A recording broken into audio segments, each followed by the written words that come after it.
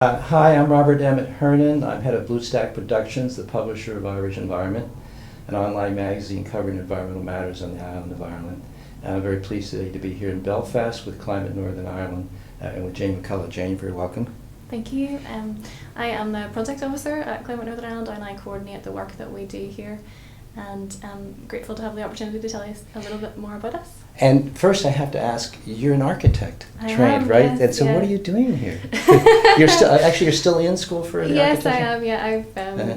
Yeah, I undertook my part 1 and part 2 architecture. There's 3 parts. So I then moved into research. Mm-hmm. I worked at Queen's University as a researcher for a few years, and I started researching how housing and mitigation strategies work together, and out of that then I grew an interest in adaptation and really looking at how resilient our buildings are, and then it was a natural step into Climate Northern Ireland. We look at much wider than buildings, but it's certainly much, it's a very big issue in terms of the building contributions to greenhouse gases and that. Now, what's the origins of Climate Northern Ireland? Where did it come from? When did it come about, and where did it come from?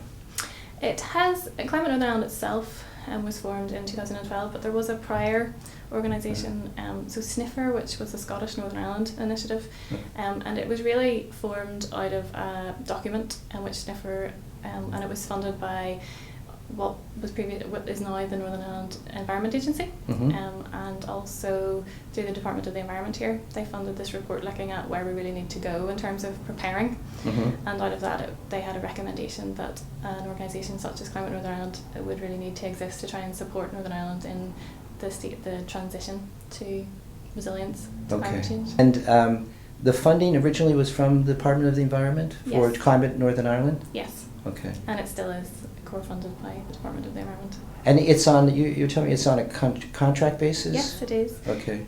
We're hosted by Northern Ireland Environment Link at the moment, and last year there was a tender process, an open tender process government, where we tendered for that to be able to run the project, and we won that.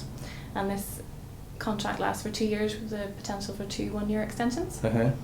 And then there'll possibly be a tender process again if they feel that it's still worthwhile continuing. Okay, so your funding base is slightly different than many of the other environmental organizations which get core funding. It is. Now, what do you do specific project for the Northern Ireland government, and in what sense? We do. We really, our remit with them is they have us so that they can work with people to try and raise awareness of the issues of climate change outside the government departments, because they really felt that an outside body would be able to do that better than they could. But we also work quite closely with them on policy development, so we support them with their development of adaptation policy. In the UK there's the Climate Change Commission, which is more directly engaged with policy development, so you're somewhat of that part and then doing some outreach material as well. Yes, we do an independent piece of work that they can use for policy development. We're not involved in writing the actual policy, but we collect information and gather information and engage with people, key people on the ground who are experiencing issues to do with climate change, and we transfer that information into a way that they can use it for policy development. And could you tell the audience kind of a general way what is the work that you do? Yes, at the moment we have sort of 3 key aims. The first one is to raise awareness. So we're trying to raise awareness of the fact that our climate is changing, and that means that we really need to think about how we're going to adapt. And we've been through projections through the climate change risk assessment that was developed in 2012 by the UK. It suggested that we are going to have an increase in winter temperature, an increase in summer temperature, and an increase in potential precipitation in the wintertime. And then also areas where there are potential issues around sea level rise. So really it's just trying to raise awareness of those issues right across Northern Ireland. It's a huge remit, but what we do is we try to do it through online communications. We have a website, we have Twitter and Facebook accounts which we really update on a daily basis, and we also have a monthly e-bulletin. And on those we try to really use current news both on a regional level and on a global level to try and raise awareness of the both climate change mitigation issues and adaptation issues. And we also then give information about funding to try and support people if they want to do adaptation work. And we promote work that's happening elsewhere and here.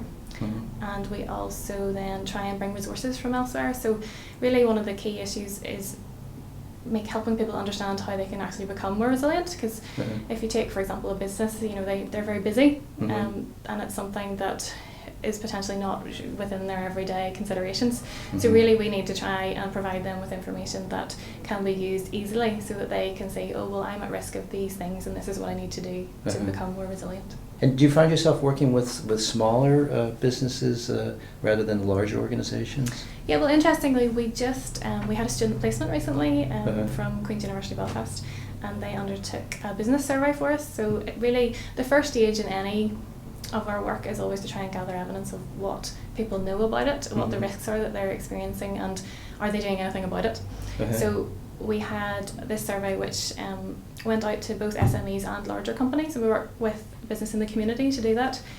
And it really we found that smaller businesses, so SMEs, were potentially aware of the issues, but they weren't proactive in doing things about it. Whereas the bigger businesses, because they have such bigger resources, and they also quite often have people who are dealing with sustainability as their job, so it's much easier for them to have those issues integrated within their resilience plans. And in fact, there are more small businesses in Northern Ireland than there are larger businesses compared to, say, the UK, I believe. Yes, it is the majority of our economy and our smaller business, so it's a massive issue for us. Yeah, and which of course is harder in some ways, because there's so many of the smaller ones. Yes. It's a much harder reach out than it is if you got a couple of large businesses. It is, yeah, and that's why we try, really with all of the work that we do, because we are an organisation that really deal with everything, and we try to work with partners. So we work with business in the community when we're working with business, we work with the Institution of Civil Engineers, we're talking about engineering issues. So really partnership is key in all of this. Right, okay. And do you do much work with the agricultural community? We don't do a great deal of work at the moment with the agricultural community, but actually in about 2 months' time we're going to be holding an engagement workshop around really to try and support the work for the next adaptation policy that was going to be developed. So it's on a 5-yearly cycle. It has to be delivered once every 5 years. So we're going to be really bringing that community together to try and talk about, what do they see the risks are? Do they think the things that were identified in the previous policy were correct? And really just looking forward from that. We have completed a few case studies with them, but really it was just sort of looking at work that they're already doing.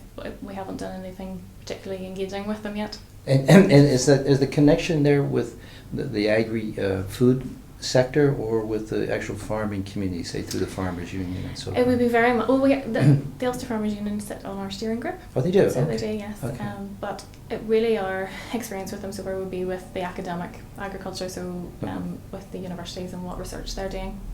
For productivity of the farming. Yeah. Okay. You're also doing some work with the business community on climate resiliency for the Northern Ireland small businesses, correct? Yes. That's part of the adaptation. Yeah, so we are hoping, we work as part of a wider partnership which is called Climate UK, and we are the Northern Ireland Regional Partnership for that group, and they, alongside business in the community, developed a tool which monitors extreme weather impacts for businesses.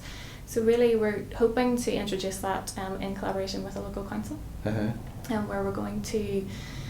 they're going to link in with the businesses in the area, and it'll send them an email alert where they can then fill in any information about an extreme weather event. So say there is an extreme weather event such as flooding, an email will go out to each of the businesses, and they will have the opportunity then to reply saying it's stopped, this is the impact it had on my business, and this is the loss, and this is the cost that it cost me to address any of the issues that happened.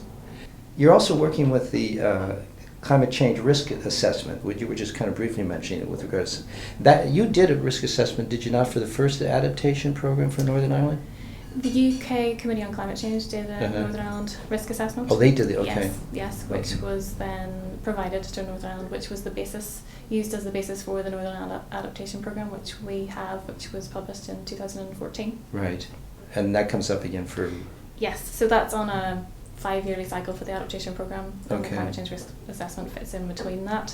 Okay, so the UK is doing that risk assessment again, as they did last time, by and large, and they're going to do it for Northern Ireland. They are, but not to the same extent.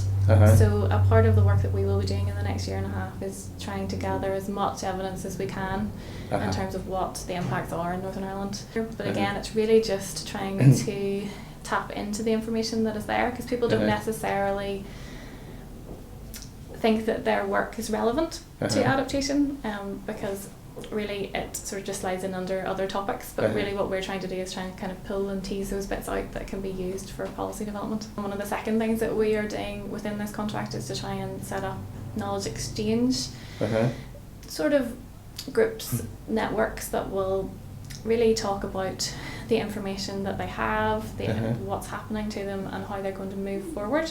And those are going to be focused around 4 areas, and that's going to be business, infrastructure, people in the built environment, and natural economy and rural environment. Rural economy and natural environment. And the government have really wanted us to do that, so that can be there as a support for each of those areas, and it really covers each of the key areas within that are at risk in Northern Ireland from climate change. So through that, we are hoping that we're going to hold 4 stakeholder groups, which will evaluate what happened in the last adaptation programme and what risks were brought forward, and really ask people, both people from government and also from the other sectors, do they think that we talked about the right things? Have we prioritised the right actions? And then we'll move on to talk about, are there things that have fallen into the gaps? Have we missed things completely? And also then, what can we do to try and make the adaptation programme happen? Do you get involved with the local councils in this work much at all? We're just starting to, actually. We've started working with the local council recently, and that's going to be around that severe weather impacts monitoring, which with the businesses. But we would like to more, but I suppose because of the fact that we have the local government reform at the moment in Northern Ireland, it's sort of a difficult time, but we are starting to, and we're hoping that with that will bring the opportunity to do that more. We do work quite closely with people, for example, in sustainable urban drainage systems. Is something that we've been trying to raise awareness of, trying to bring the different stakeholders together to try and move that forward in Northern Ireland, because there's been some issues around how they can be completed and adopted. So I think that there is definitely an openness to do it, but it's just really finding the way that we can support that work. We have just recently started an online knowledge directory which showcases expertise across the island of Ireland. So what we're trying to do is really just have an online place where people can go and find out who knows about this issue that I want to know about. So it's really just trying to have it as a point of information.